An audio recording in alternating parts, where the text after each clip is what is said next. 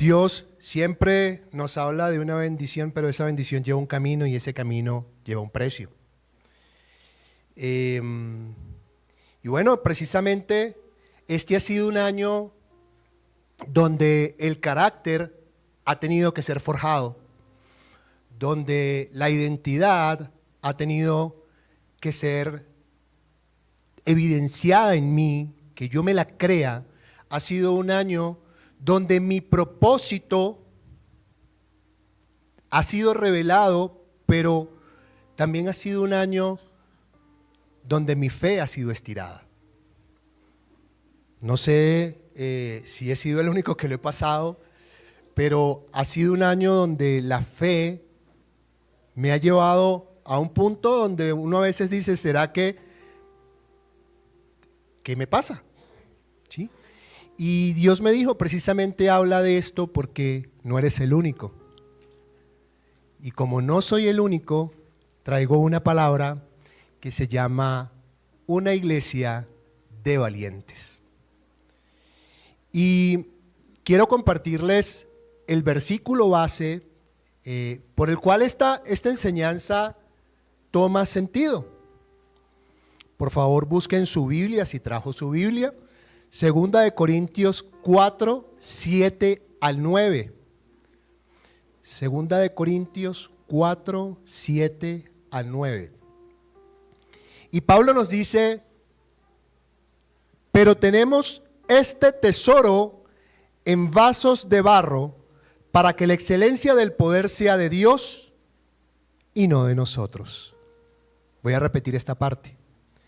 Pero tenemos este tesoro en vasos de barro para que la excelencia del poder sea de Dios. ¿De quién? Y no de nosotros, que estamos atribulados en todo, mas no angustiados, en apuros, mas no desamparados, perseguidos, mas no desamparados, derribados, mas no destruidos.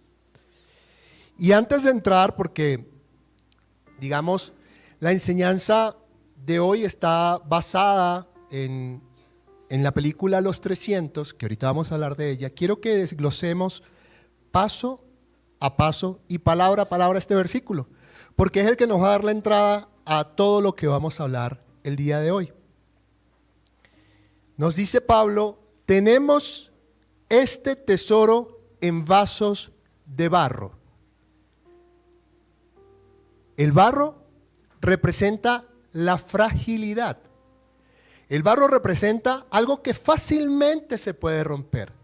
El barro representa, incluso en esa época, el barro representaba algo con muy poco valor.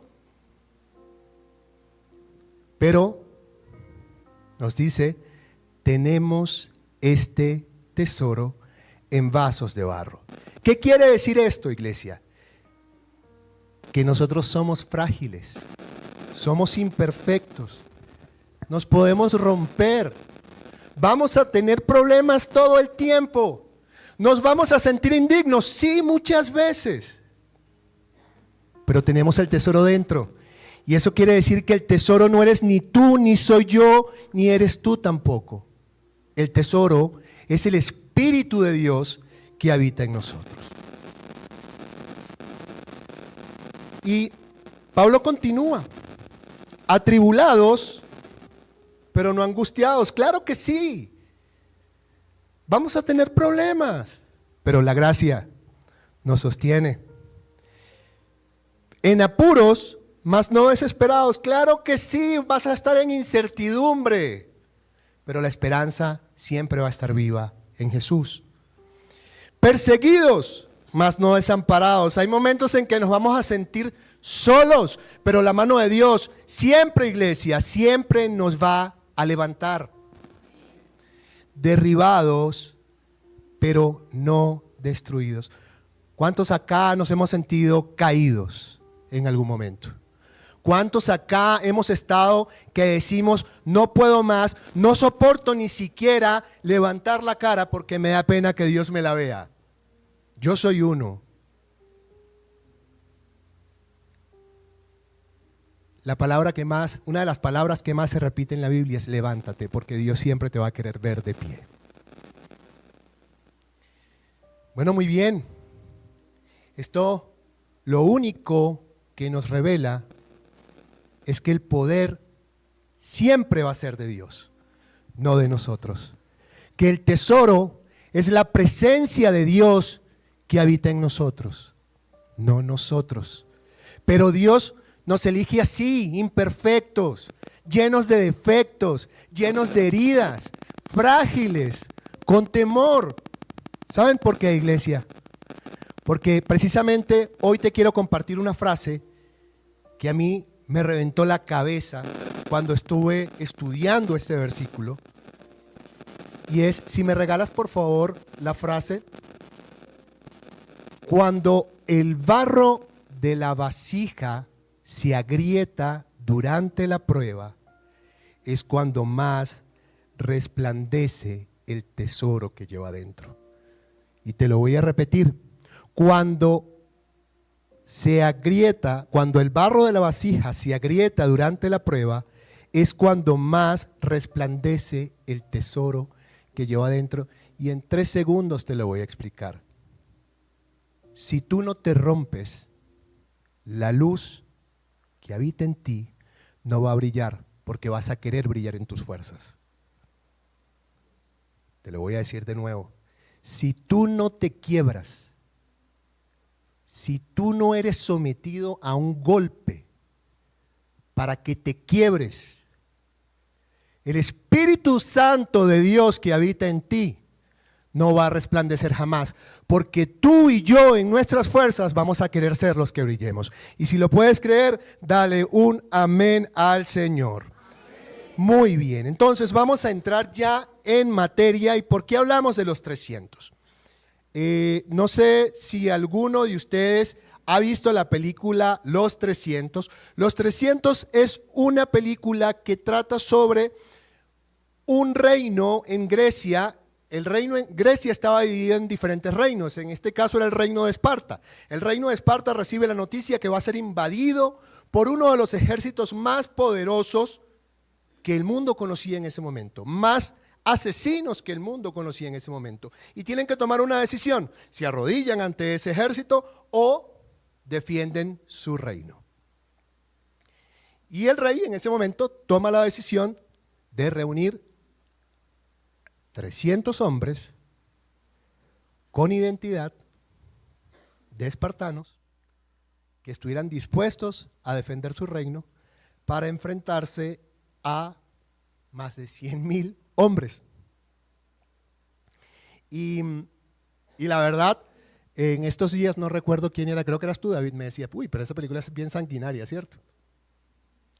Y sí, es una película de acción, pero también es una metáfora de fe maravillosa, porque solamente 300 hombres creyeron en su reino y fueron capaces de resistir, de enfrentar y de hacer lo que fuera por dejar un legado y no someterse frente a un enemigo que era más grande que ellos.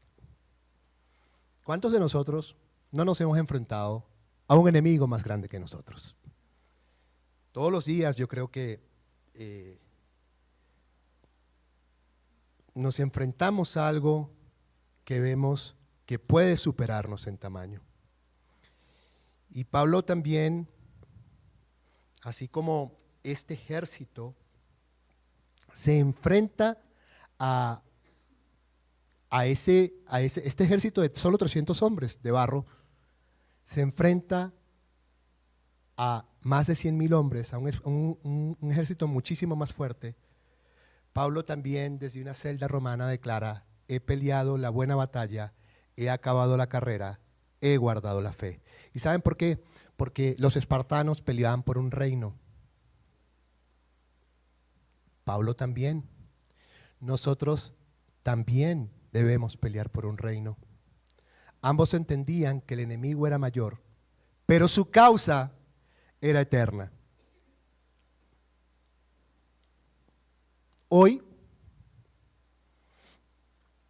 estoy seguro, iglesia, que estamos cada uno peleando una batalla.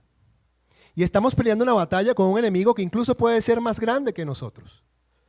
Un enemigo que creemos de pronto que nos va a superar, que nos va a rebasar, que nos va a pasar por encima y que nos va a pisotear.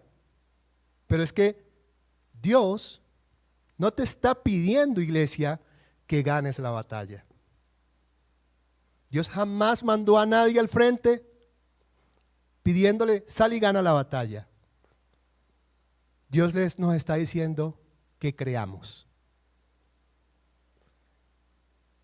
Porque cuando todo parece demasiado grande, Dios no te pide que ganes la batalla.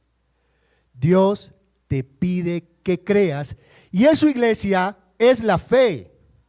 Y este es el mes de la fe.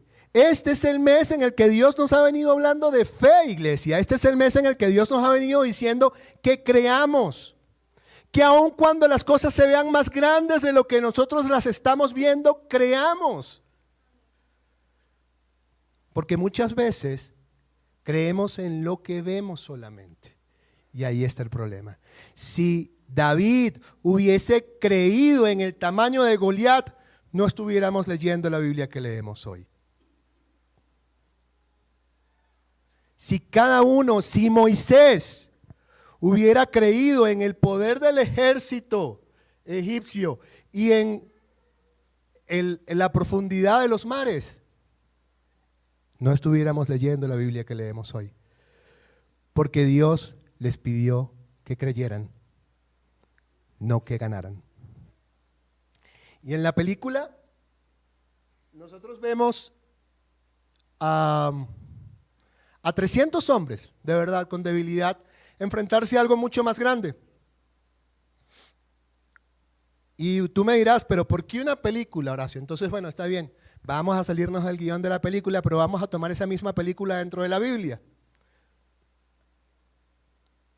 Gedeón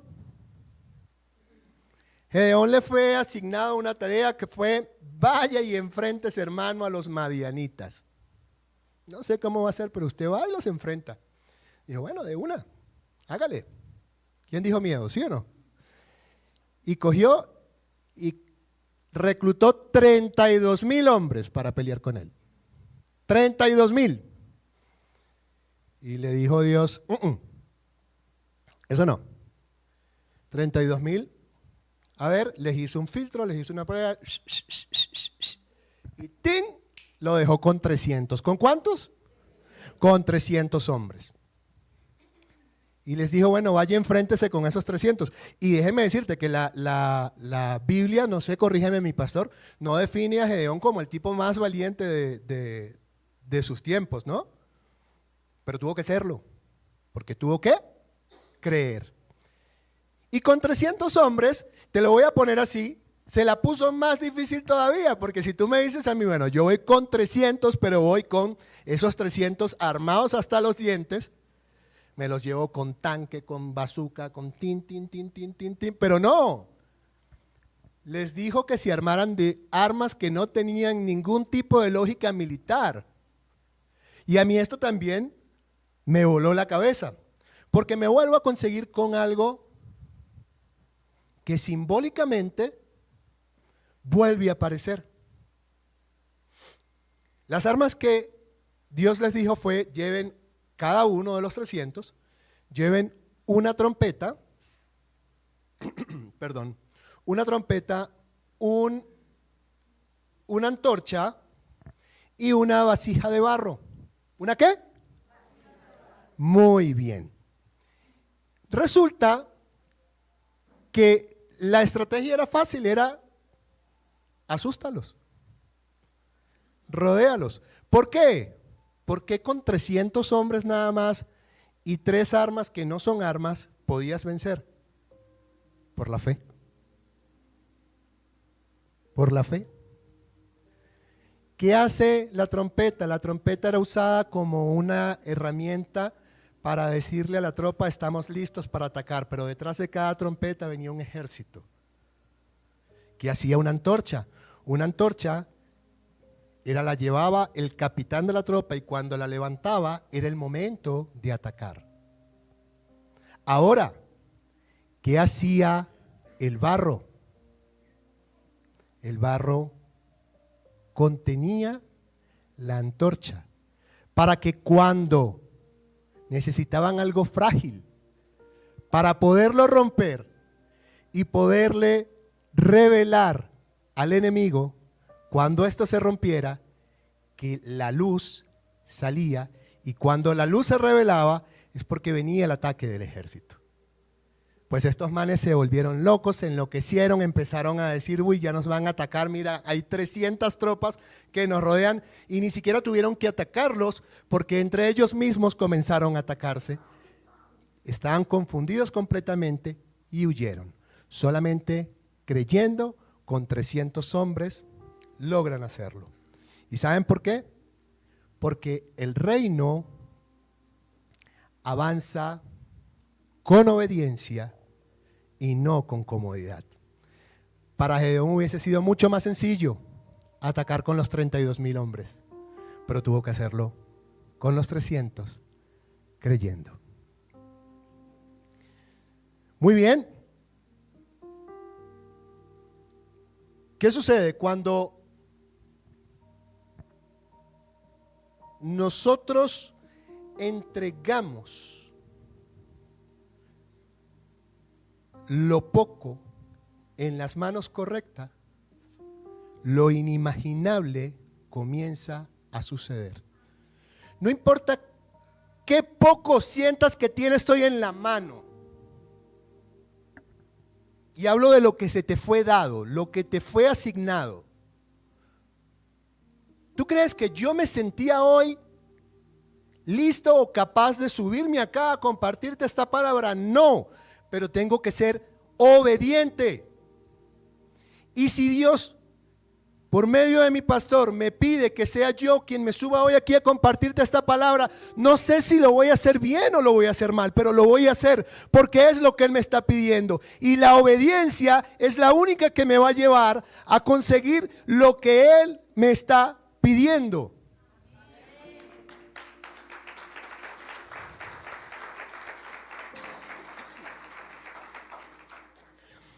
Iglesia, hoy vamos a ver cómo vamos a hacer esto con simple 4 ejes. ¿Cómo podemos ser una iglesia de valientes? ¿Cómo podemos, porque ya lo somos, pero cómo podemos consolidarnos como valientes? Hay 4 ejes y yo creo que esta es una parte que es muy para nosotros. Perdón. Es muy para nosotros, porque Dios nos ha estado formando como su ejército. Somos una tropa de su ejército. Pero nuestras armas son el amor, la fe y el propósito. Y definitivamente somos una iglesia que, por lo menos desde que yo estoy, ha sido una iglesia que se ha levantado en medio de batallas, que ha tenido que ser levantada y forjada en medio de procesos, pero donde siempre la fe y el propósito ha prevalecido. Y algo que me llama a mí mucho la atención es que como en los 300 no somos un grupo numeroso, pero somos los que somos. Algo que tuvo que elegir el rey de Esparta entre sus soldados era elegir quiénes no lo iban a abandonar en el campo de batalla. Porque otros ejércitos quisieron sumársele. Pero él sabía que lo iban a abandonar en el campo de batalla. Jesús se rodeó de 12 discípulos. Porque con pocos logró hacer mucho. porque eran los que iban a permanecer firmes al lado de él.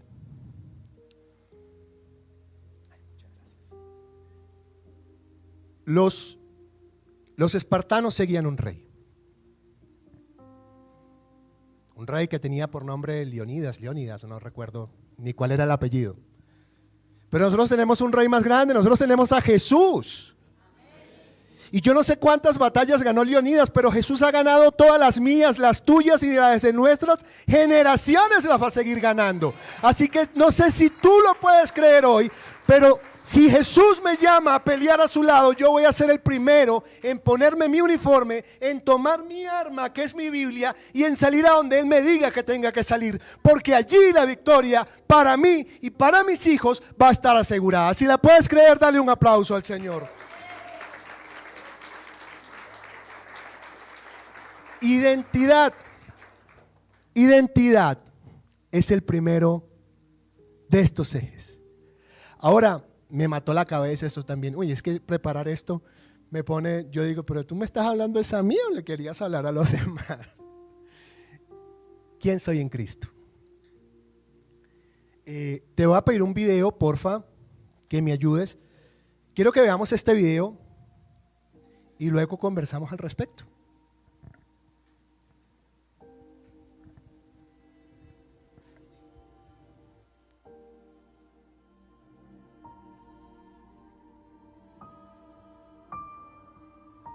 Marchamos por nuestra tierra, por nuestras familias, por nuestra libertad. Marchamos. Daxos, qué agradable sorpresa. Una mañana de sorpresas, Leonidas. Nos engañaron. No pueden ser desconocidos. Qué sorpresa. ¡Silencio! ¿Es todo su ejército? Supimos que Esparta pelearía. Queremos unirnos a su fuerza. Si están buscando sangre, sean bienvenidos. Llevas un puñado de soldados contra Jerjes. Me equivoqué al pensar que los espartanos eran tantos como nosotros. ¿Eso crees? Tú, dime, ¿cuál es tu profesión? Soy alfarero, señor. ¿Y tú, Arcadiano, cuál es tu profesión? Escultor, señor. Ya veo. ¿Y tú? Carpintero, señor.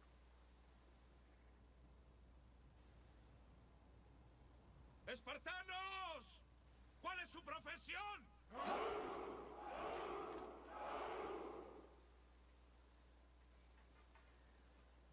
¿Entiendes, amigo? Llevo más soldados que tú. Wow.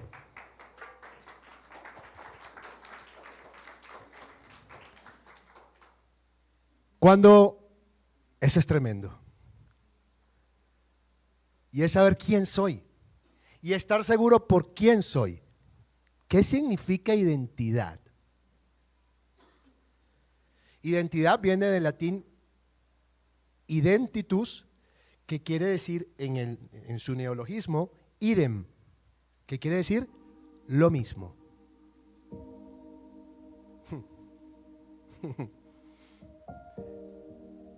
Los espartanos no gritaban aú, aú, aú. Yo no puedo gritar así porque no tengo el aú, ni soy soldado de Esparta, ni tengo el cuerpo de esos manes.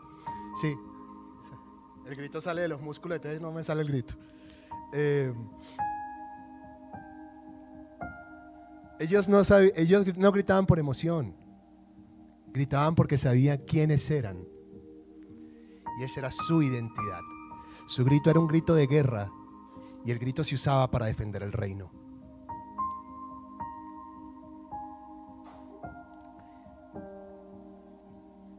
Yo no sé si tú recuerdas qué fue lo primero que atacó Satanás cuando quiso atacar a Jesús en el desierto.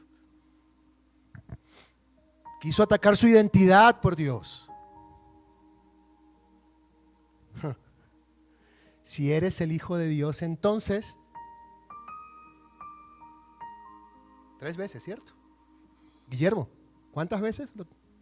3 veces. Pero Jesús sabía quién era.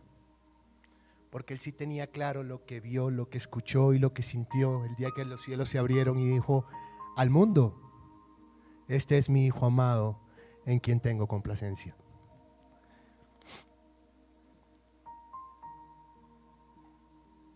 Cuando estaba preparando, ni siquiera preparando, cuando estaba estudiando esto ayer, esto lo estoy preparando desde el 15 de abril,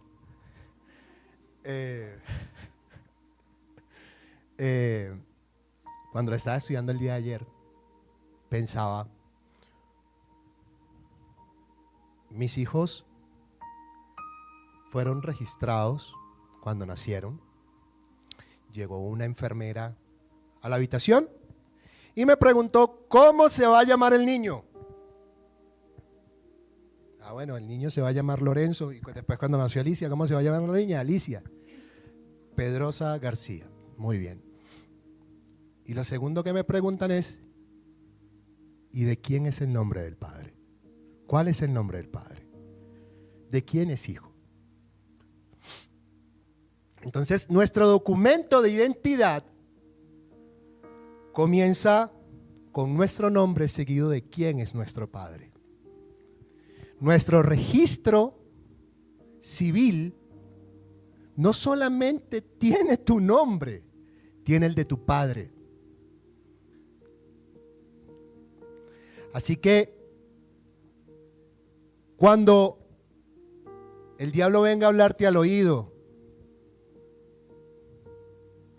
a decirte que tú eres lo que fuiste o lo que hiciste, o que tú eres, que tu identidad está definida por cuántas veces caíste, o que tu identidad está definida por lo que dicen los demás, él te recuerda que hay un registro civil en el cielo que dice: él se llama y ella se llama fulana de tal, pero aquí está mi nombre, es mi hija en el reino, y así está en el registro civil de los cielos.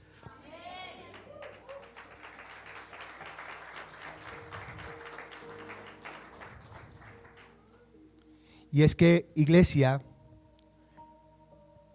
lo dice también Pablo en Romanos 8:37, antes en estas cosas somos más que vencedores, ¿por medio de quién? De aquel que nos amó. Ya Dios te amó por encima de lo que tú hiciste. Ya Dios te perdonó por encima de lo que tú piensas. Ahora, si alguien te está frenando tu identidad, es el mismo que quiso hacerlo con Jesús.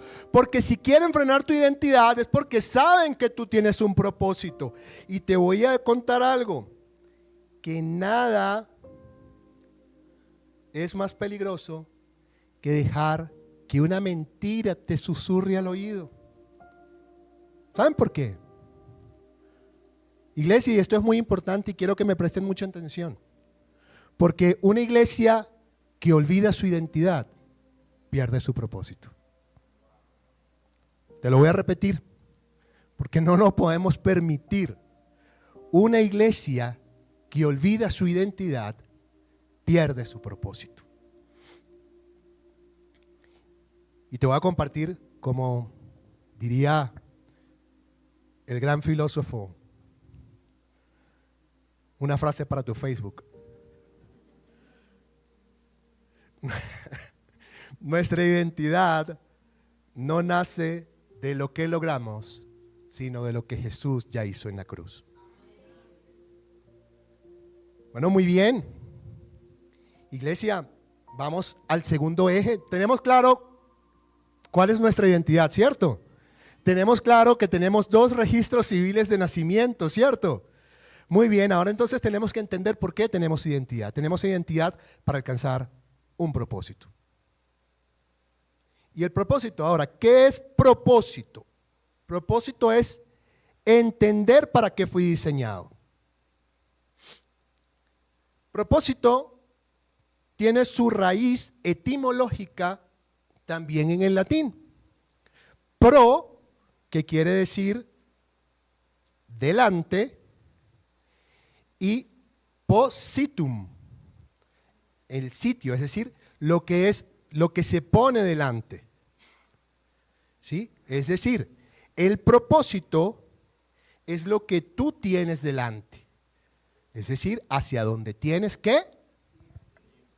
Y nosotros como iglesia tenemos que avanzar, ¿cierto? Entonces, los 300 sabían que su lucha no era para ganar una batalla. Hubiese sido así de verdad, muy Hollywood, que estos manes 300 le hubiesen ganado a más de 100,000, ¿cierto? Con rinocerontes y ¿qué más tenían? Elefantes, tenían de todo. Pero era una batalla que tenía que ayudar a otros a levantarse. Jesús vivió con esa misma claridad. Su vida fue de obediencia, incluso cuando más le dolía. Y es que Jesús quiere levantar una iglesia aquí, Senda de Valientes, que viva con propósito. Que no se distraiga con el miedo, porque miedo podemos tener, claro. Duda podemos sentir, obvio. Pero no nos podemos dejar distraer por eso. Porque si tú te congelas, dejas de avanzar. Y no importa que avances asustado, pero avanza. ¿Alguien aquí me recuerda, por favor, cuál es la visión de Senda de Valientes? Mi pastor. Avanzar hacia el propósito.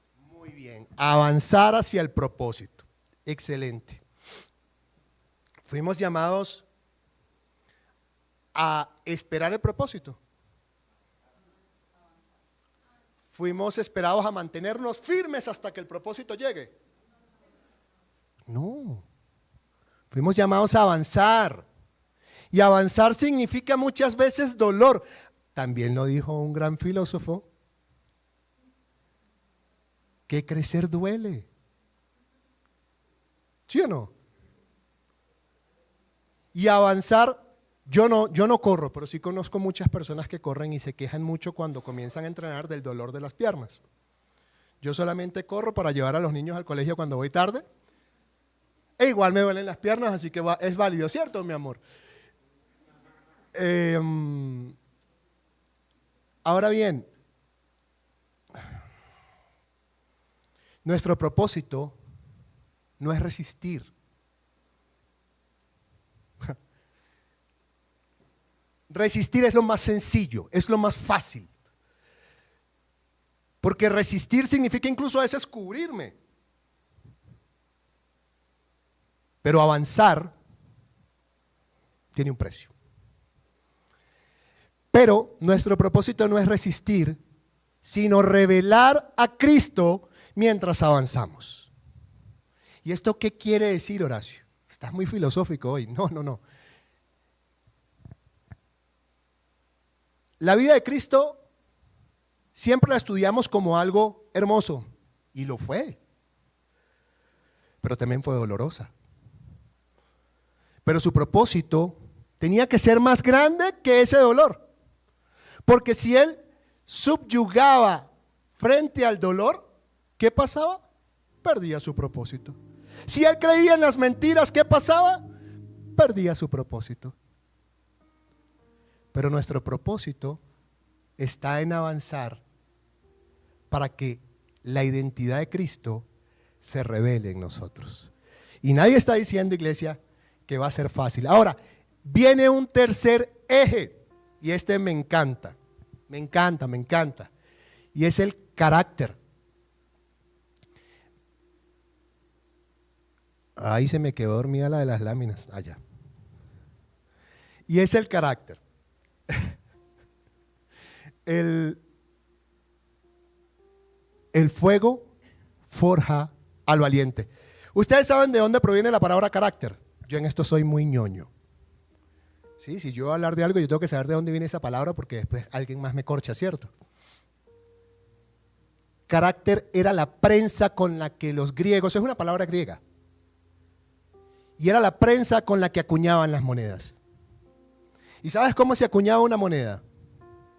Cogían un pedazo de metal, le ponían la prensa encima y a golpes, ¡tin, tin, tin!, le empezaban a dar hasta que la imagen quedaba impresa en la moneda. Es decir, la palabra carácter se convierte en sinónimo de golpes. Y es que el carácter no nace, el temperamento sí. Son dos conceptos totalmente diferentes. Cuando a ti te dicen, usted tiene mal carácter, tú le dices, no, de pronto tengo mal temperamento, pero no mal carácter. ¿Sí o no? El carácter no nace, se forja. Y toda forja tiene dos elementos claves. ¿Cuáles son? El fuego y los golpes. ¿Quién conoce cómo es el proceso de la forja de un cuchillo, de una espada? De pronto, bueno, muy bien, doctora Connie. ¿Qué tiene esto? ¿Cómo se hace? Coge un herrero, un maestro herrero, coge un pedazo de hierro en bruto y lo coloca en fuego hasta que se pone completamente rojo. Ahora, ¿por qué tiene que quedarse completamente rojo? Para purificar el metal y que quede maleable. Es decir, para poderle dar. ¿Pero cómo le da la forma? Con golpes. Lo vuelve a hablar, lo vuelve a poner. Y muchas veces consideramos que el fuego es un castigo. Pero no lo es. El fuego es preparación. Y los golpes son necesarios para dar forma. Porque el carácter se forma allí. Cuando el fuego nos quema y la vida nos golpea.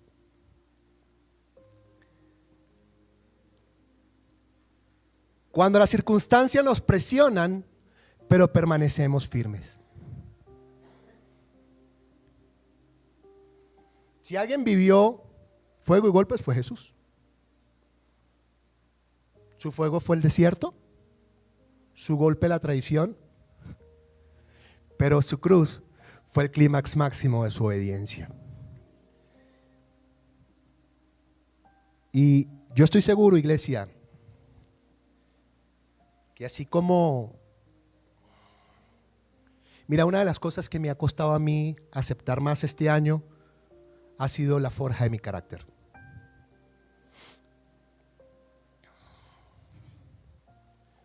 Porque no es fácil estar dentro del fuego.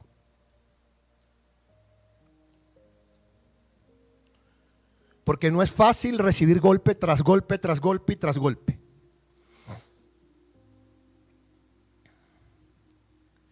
Pero si hoy le tengo que decir algo a Dios, es que por favor no me saque del fuego todavía. Hasta que verdaderamente yo esté listo. Y que me siga dando los golpes que me tenga que dar. Porque ustedes saben que es lo más bonito del proceso de la forja de una espada. Cuando el herrero termina de hacer su proceso, levanta la espada y puede ver sus ojos en el brillo. Y si Dios te está formando y tú le pides que te saque del fuego antes de tiempo, sus ojos no se van a poder reflejar en tu vida.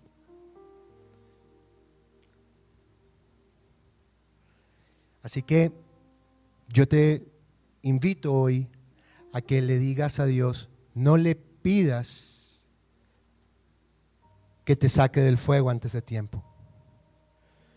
Pídele que se quede contigo dentro de él. Y dile, Señor, no me saques del fuego hasta que mi vida refleje tu rostro. No me saques del fuego hasta que mi vida refleje tu rostro. Porque estos golpes que yo estoy recibiendo es para poder ver tu gloria eterna vista en mi vida, vista en mi iglesia, vista en mi familia y vista en todo lo que soy.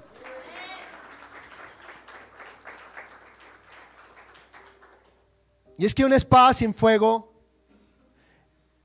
Una espada que no ha sido pasada por el fuego se convierte en una espada frágil, porque el metal no queda bien compactado y se rompe. Y una iglesia que no ha pasado por procesos también lo es. Así que tienes que darle gracias a Dios por los procesos que estás viviendo este año. Dale gracias a Dios por ese fuego por el que pasaste este año. Dale gracias a Dios por esos golpes que te dio este año, porque son los que te van a permitir ver su rostro en tu vida en el próximo año, que va a ser inimaginable.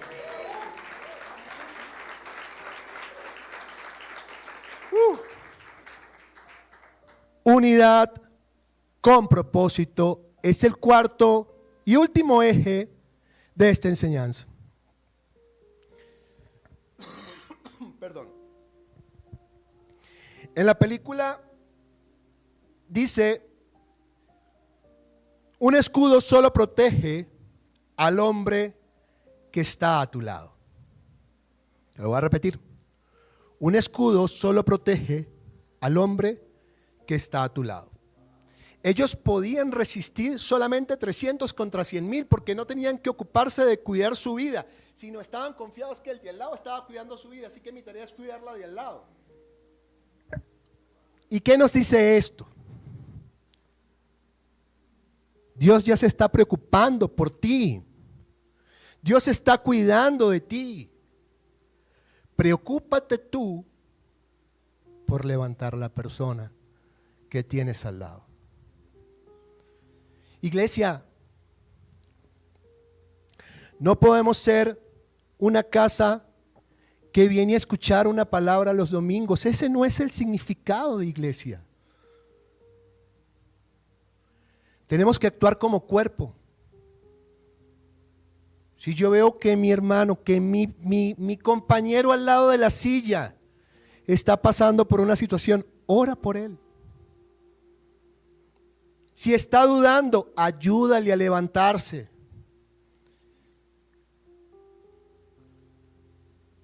Pablo escribió: estad firmes en un mismo espíritu, combatiendo unánimes por la fe del evangelio. El último deseo que le expresó Jesús a sus discípulos fue ¿qué, mi pastor? Que permanecieran unidos.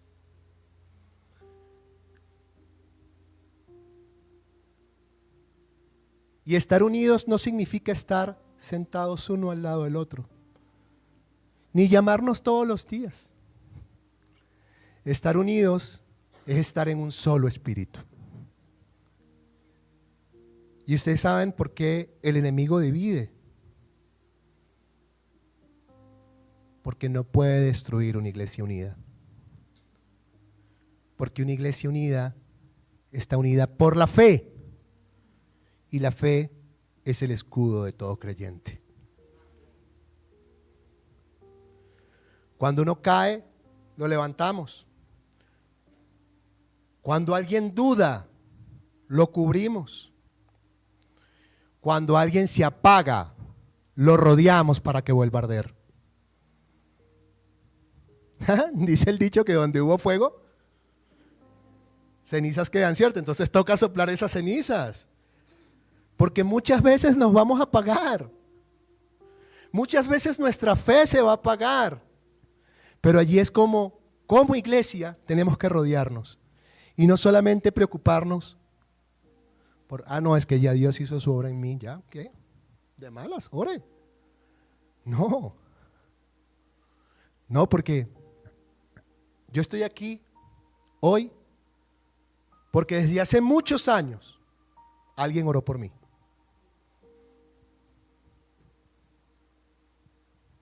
Desde hace muchos años alguien oró por mí. Y seguramente por ti también lo hicieron. Mira a tu alrededor y busca cuál es esa persona por quien debes orar hoy. Porque cuando la iglesia vive lo que predica, el mundo ve a Jesús. Y cuando Jesús es el centro de esa unidad, el resultado es imposible de ignorar. Vidas cambiando, familias restauradas, familias volviendo a la fe, hogares reconstruyéndose, personas sanando. El tema está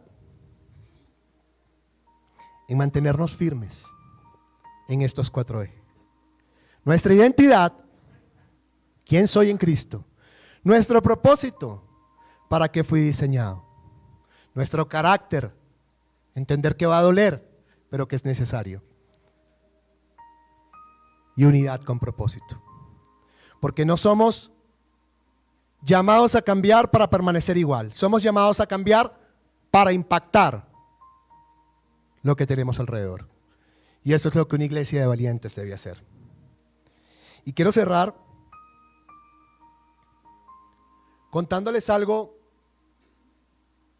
En los 300, el rey no peleaba desde un trono.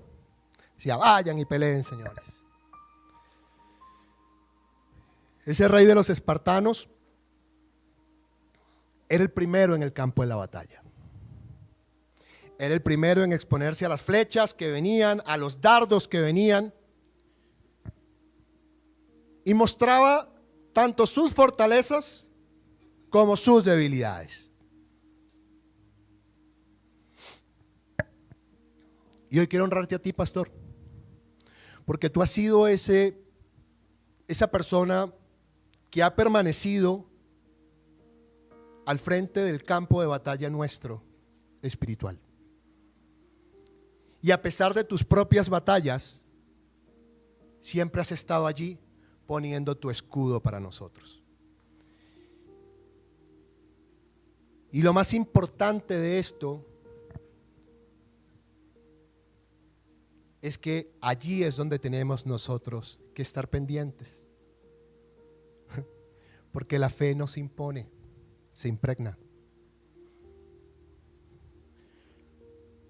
Porque la fe no se enseña, se inspira.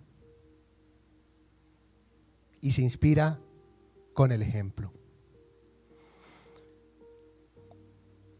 Iglesia, nosotros, ustedes y yo, todos nosotros somos ese ejército.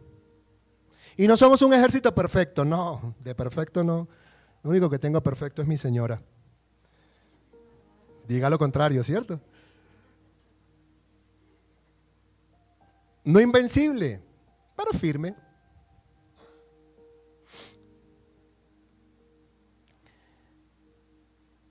¿Saben qué? Muchas veces la gente dice, oye, pero yo voy a la mega iglesia. Usted puede ir donde Dios lo haya colocado. Porque yo pienso que Dios tiene un lugar para cada persona. Y tiene una palabra para cada persona. Y creo que esta es una iglesia donde se predica una palabra de carácter. Porque Dios jamás nos dijo que íbamos a tener nada fácil. No, dijo, en el mundo van a tener aflicción. Pero tranquilos, yo he vencido al mundo.